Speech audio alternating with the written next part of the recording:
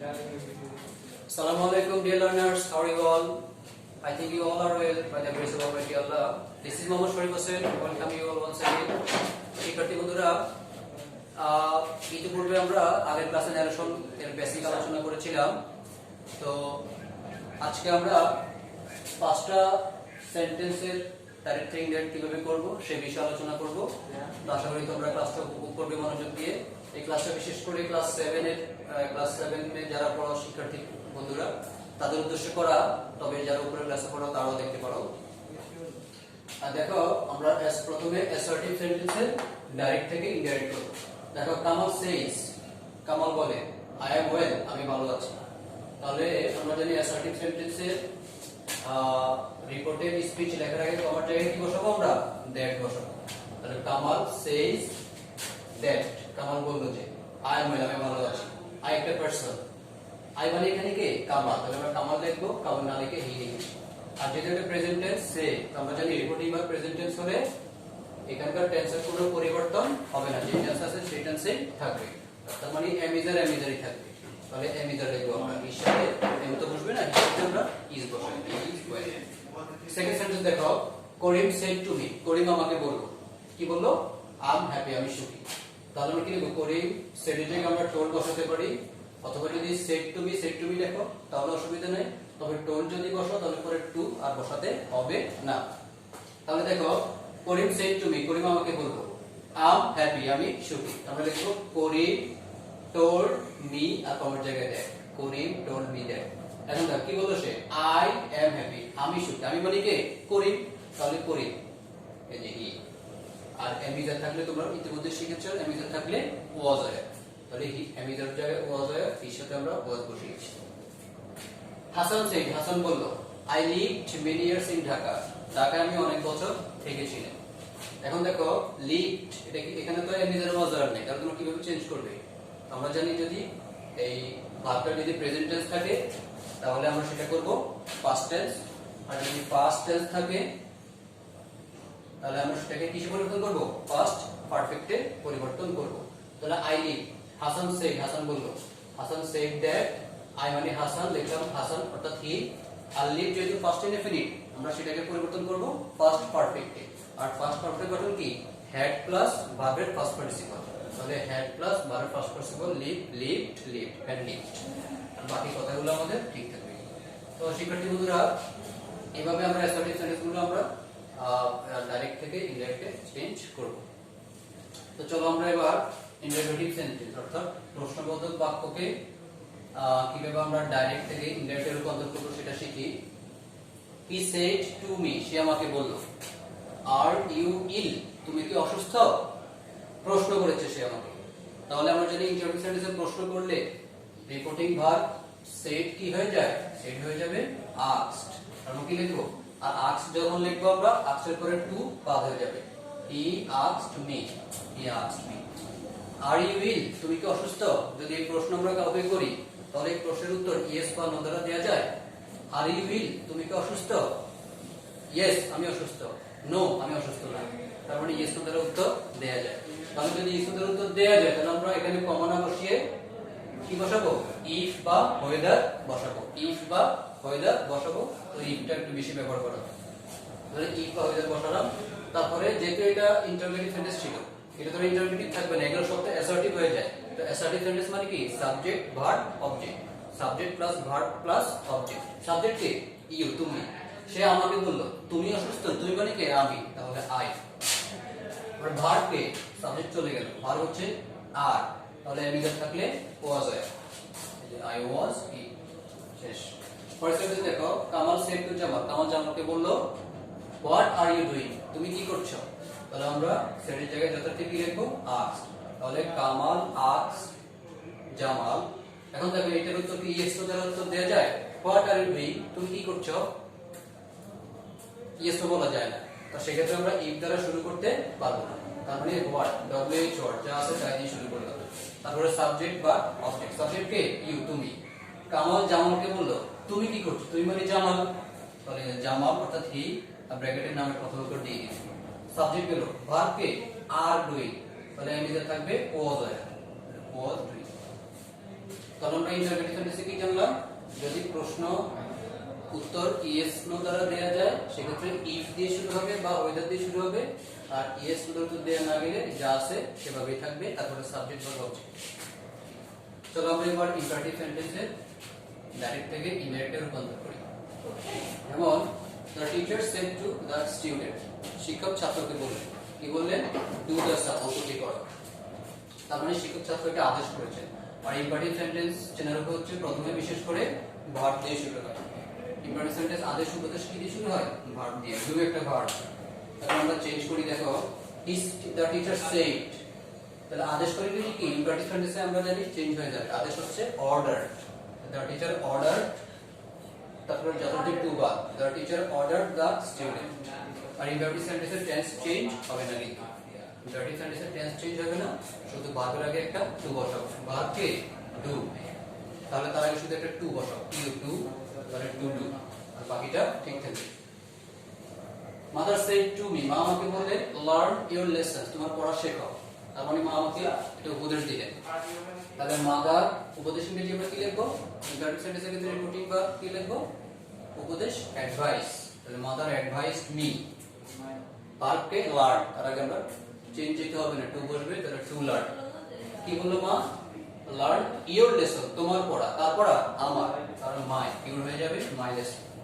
He said to me, সে আমাকে বললো please give me a pen, আমাকে একটি কলম দাও। তার মানে প্লিজ শব্দ তার কারণে আমরা জানলাম কি এটা একটা সে আমাকে অনুরোধ করেছে।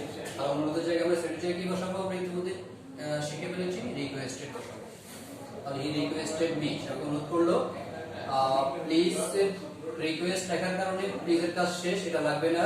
আর যদি প্লিজটা দিতেও চাও সেক্ষেত্রে তোমরা পোলাইটলি শব্দটা লিখতে পারো, গিভ দেয়া, তার আগে আমরা কি বসাবো, তাহলে গিভ মি এ পেন, সে আমাকে বললো আমাকে একটি কলম দাও, আমাকে মানে তাকে দিতে বলেছে, তাকে give. Kamal said to Jamal, Kamal জামালকে বললো লেট আস প্লে ফুটবল, চলো ফুটবল খেলি। তাহলে লেট আস যদি থাকে এটা একটা প্রস্তাব, বুঝবে। লেটের সাথে যদি আস অথবা এল ই টি অ্যাপোস্ট্রফি এস, লেটস, লেটস বা লেটাস থাকলে এটা প্রস্তাব। আর প্রস্তাবের ক্ষেত্রে আমরা সেটি জায়গায় কি বসাবো, প্রপোজড বসাবো। আর প্রপোজের পর কিন্তু টু বাদ হয় না, টু থেকে যাবে।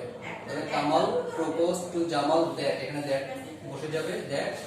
এবার দেখো লেটাসের সূত্র কি, লেটাসের সূত্র হচ্ছে subject plus should, subject plus should. সাবজেক্টকে দেখো, কামাল জামালকে বললো চলো আমরা ফুটবল খেলি, তাহলে কে ফুটবল খেলবে, কামাল এবং জামাল, তার মানে তারা দুইজন, তারা। সাবজেক্ট হলো প্লাস এবার শুড, বাকিটা আমাদের বসে যাবে। কিন্তু যদি লেটের পরে যদি আস না থাকে, অন্য কিছু থাকে, তাহলে সেটা কিন্তু প্রস্তাব অর্থে করবে না, সেটা অনুমতি অর্থে বসবে। সেক্ষেত্রে কি বসবো, দেখো উই সেড, আমরা বললাম let him tell the story, তাকে গল্পটি বলতে দাও। সেক্ষেত্রে কিন্তু রিপোর্টিং ভাবের কোনো পরিবর্তন হবে না, যা আছে তাই থাকবে। তাহলে উই সেড দ্যাট, আমরা বললাম যে দেখো সাবজেক্টকে এখানে অবজেক্টিভ ফর্ম আছে হি, যেটা আমরা সাবজেক্ট করতে হবে, হিমের সাবজেক্ট কি হি। আর এটা সূত্র হচ্ছে কি সাবজেক্ট প্লাস মাইট, তাহলে আমরা লিখবো সাবজেক্ট প্লাস মাইট, হি মাইট, আর বাকিটা ঠিক থাকবে। তাহলে লেটের পরে আস থাকলে সাবজেক্ট প্লাস শুড, লেটের পরে আস না থাকে হি, মি, এগুলো থাকলে সাবজেক্ট প্লাস মাইট, তোমরা খেয়াল রাখবে। তো চলো আমরা এবার অপারেটিভ সেন্টেন্স নিয়ে আলোচনা করি। অপারেটিভ সেন্টেন্স কাকে বলে, দোয়া, ইচ্ছা, দোয়া, প্রার্থনা, এই জাতীয় সেন্টেন্স গুলো হচ্ছে অপারেটিভ সেন্টেন্স। যেমন মাদার সেড, মা বললো মে আল্লাহ ব্লেস ইউ, আল্লাহ তোমার মঙ্গল করুন। তার মানে মা দোয়া করলেন। তাহলে দোয়া অপারেটিভ সেন্টেন্স আমরা জানি কি রিপোর্টিং ভার্ব কি হয়ে যাবে, সেড হয়ে যাবে উইশড বা প্রেড। আমরা একটা লিখলাম উইশ লিখলাম, মাদার উইশড দ্যাট, কমার থেকে দ্যাট বসালাম। এখন দেখো সাবজেক্ট ভার্ব অবজেক্ট, সাবজেক্ট কে আল্লাহ, লিখলাম আল্লাহ।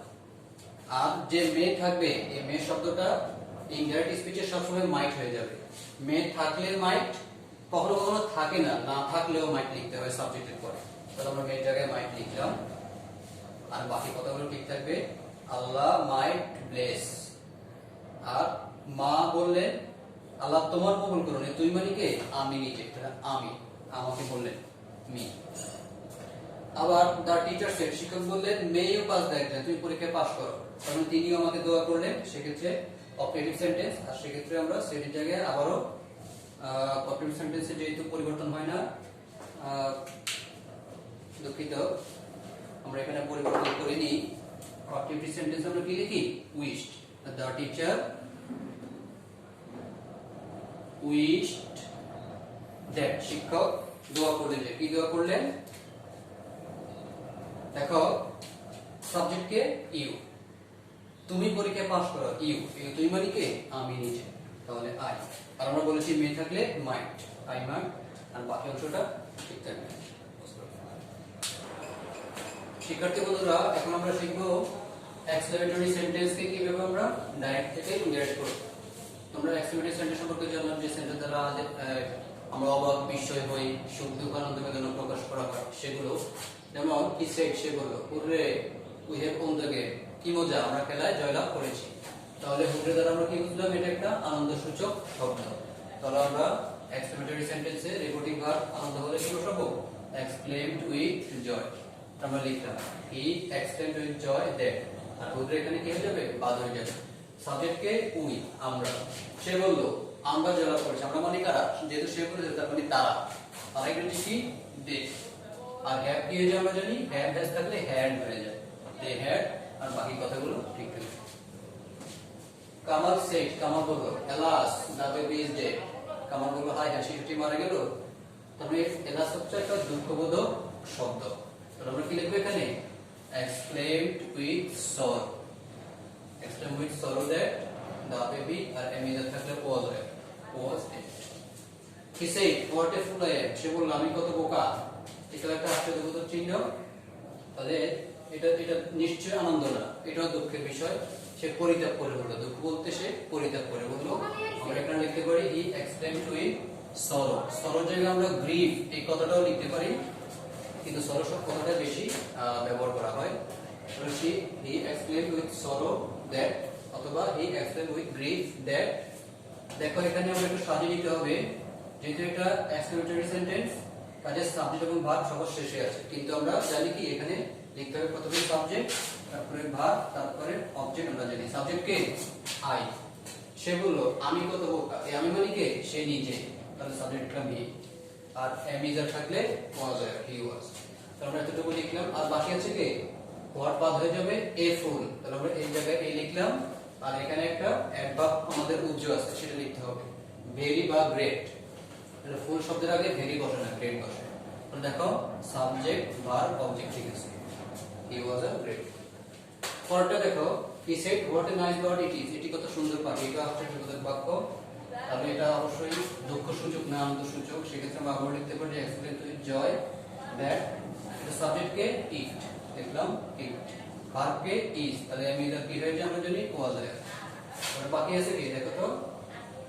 এ নাইস বার্ড, তাহলে এ। আর ওই যে বললাম একটা অ্যাডভার্ব বাকি আছে আমাদের উচ্চ, সেটা লিখতে হবে ভেরি অথবা গ্রেট। আমরা ভেরি লিখলাম, তাহলে a very nice bird, a very nice bird. অর্থাৎ সাবজেক্ট, তারপরে ভার্ব, তারপরে অবজেক্ট। তো শিক্ষার্থী বন্ধুরা, এই ছিল আমাদের চেঞ্জিং ন্যারেশন চেঞ্জের অ্যাসার্টিভ, ইন্টারোগেটিভ, ইম্পারেটিভ, অবজেক্টিভ এবং এক্সক্লেমেটরি সেন্টেন্সের ভেঙে ভেঙে আমি বুঝিয়ে দেওয়ার চেষ্টা করেছি। আশা করি তোমরা ক্লাসটি মনোযোগ দিয়ে দেখেছো, তোমরা বাসায় খাতায় লিখে এগুলো প্র্যাকটিস করবে। আর তোমরা যারা এখন আমাদের চ্যানেলটি সাবস্ক্রাইব করো নাই, তারা আমাদের চ্যানেলটি সাবস্ক্রাইব করবে এবং বেল বাটনে ক্লিক করে আমাদের পরবর্তী ভিডিওগুলো পাওয়ার জন্য তোমরা নিশ্চয় আগ্রহী থাকবে। তো আজকে এই পর্যন্তই, ধন্যবাদ সবাইকে।